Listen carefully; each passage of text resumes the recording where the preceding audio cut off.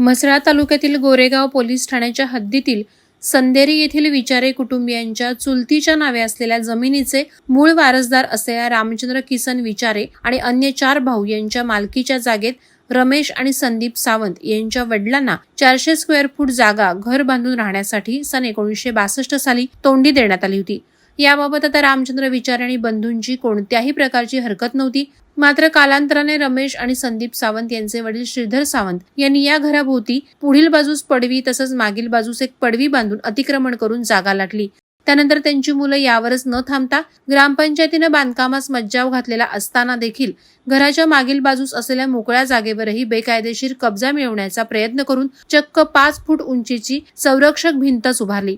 त्यानंतर रामचंद्र किसन विचारे यांनी या प्रकाराला विरोध केला असता सावंत कुटुंबातील संदीप श्रीधर सावंत, स्नेहा संदीप सावंत आणि नीताई यशवंत विचारे यांनी 68 वर्षीय रामचंद्र किसन विचारे यांना धक्काबुक्की करत अर्वाच्य शिवीगाळ केला। तसंच जीवे मारण्याची धमकी दिल्याची तक्रार गोरेगाव पोलीस ठाण्यात नोंदवण्यात आली। यातच माहेरवाशीण असलेल्या नीता यशवंत विचारे यांनी तर कहरच केला। स्नेहा सावंत यांना अंगावर धावून जाण्यासाठी प्रोत्साहन करताना त्यांनी जिभेवरती ताबा सोडत मी मंत्रालयात सचिवालयात कामाला आहे, तुझे कोणी काही करू शकणार नाही, मी सर्व बघून घेईन असं बोलून खत पाणी घातलं असं विचारे बंधूंनी पोलिसात दाद मागितल्यानंतर गोरेगाव पोलिसांनी तक्रार नोंदवून घेतली।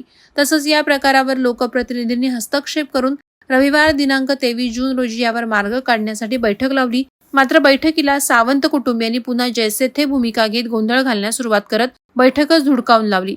यावेळी उपस्थितांनी त्यांना न्यायालयीन दणका देण्याची गरज असल्याचं सुचवल्यामुळे रामचंद्र विचारे यांच्यासह 5ही बंधूंनी आता न्यायालयात जाण्याचा निर्णय घेतला आहे। आमची वडिलोपार्जित म्हणजे पिढ्यानपिढ्या वहिवाट असलेली जागा आम्ही गावी नसताना ती लाटण्याचा प्रयत्न शेजाऱ्यांनी केलेला आहे। शेजारचे जे संदीप सावंत, रमेश सावंत यांनी ते लाटण्याचा प्रयत्न केलेला आहे आणि वारंवार त्यांनी आमची जागा लाटण्यासाठी आमची झाडं तोडून, आम्ही नसताना झाडं तोडून ती चोरून घेऊन गेलेले आहेत आणि त्याची तक्रार आम्ही पोलीस ठाण्यामध्ये केलेली होती, पण त्याची अद्यापपर्यंत दखल घेतली गेली नाही। त्यावेळेस आम्हाला सांगितलं की तुमचं कागदोपत्री पुरावा घेऊन या।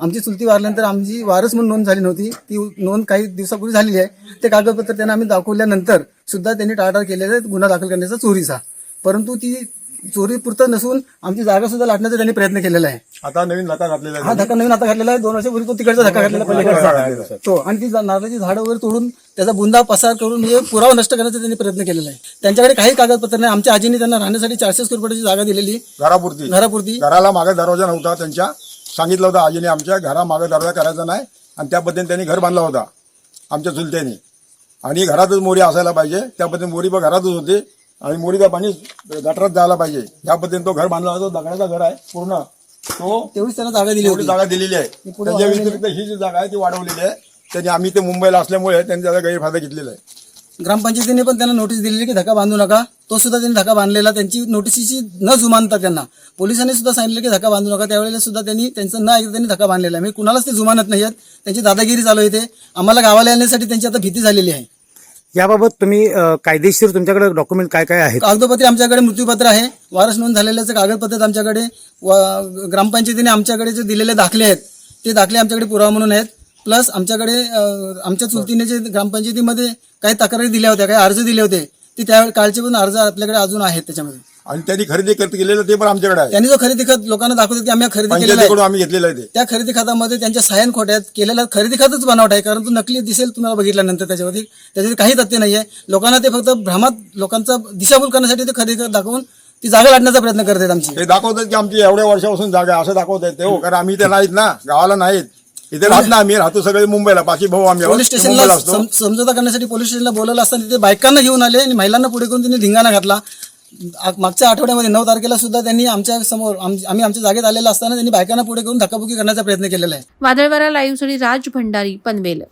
नवी मुंबई व रायगड जिल्ह्यातील ताज्या बातम्या आणि घडामोडींसाठी सबस्क्राईब करा वादळवारा लाईव्ह चॅनल आणि दाबा बेल आयकॉन।